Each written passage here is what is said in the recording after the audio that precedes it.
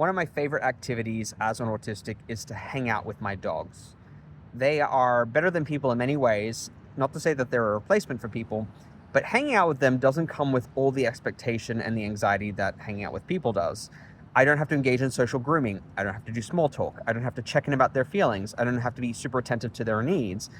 It's conveyed very directly. My dog will come and drop a toy at my foot if he wants to play. My dog will take comfort in my presence by slumping against me and saying, "Hey, I'm here. I love you. I love you too." Or they'll lick my ears. I'll pat them, and they'll reciprocate. So it's very black and white, no gray, no having to read between the lines. It's just clear cut. And their vocabulary, or our love vocabulary, our relationship vocabulary is pretty limited. It's like these kind of gestures, these kind of behaviors, and then the response is expected is very clear.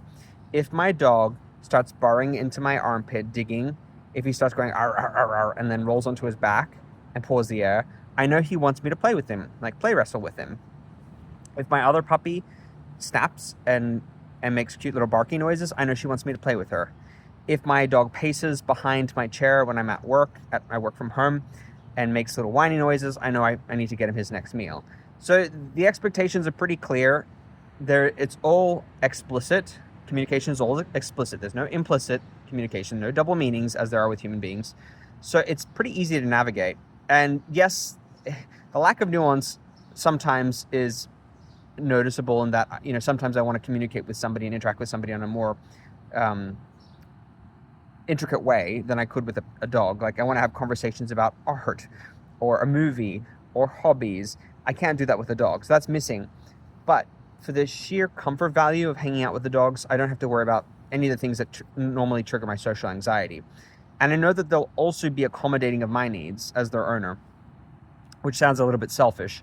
Of course, I have to adjust and give them what they need. I know I have to walk them every day at the same time, otherwise they get very restless. I know that I have to feed them on a set schedule. So there are expectations for me, but they're pretty basic. And there's no having to mind read other people and see that, and also like read their expressions and like constantly try to see what it could mean that they said this or that they did that or they reacted this way.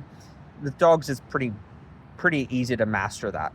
And the sense of mastery gives me confidence in the relationship, and that I don't have to always worry about, did I put my foot wrong? Did I say the wrong thing? Did I offend them? Did I upset them? Am I not attending to their needs? Are they going to come out of nowhere and just say that I disappointed them, or I did this, or I did that? And I not having to do that is it's such a relief. And at the end of a long working day, there's nothing more I enjoy than just hanging out with them, lying in the bed, cuddling them, playing with them, giving them attention, and seeking physical comfort from their presence. A lot of the times the day saps me, I have limited bandwidth, and I can't do the intricacies of human interaction. I don't have the energy, and I'm out of spoons, to use the spoonism, spoonie theory metaphor. And that is why I prefer the company of dogs.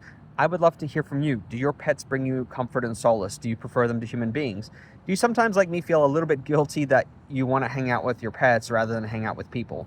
I would love to hear from you.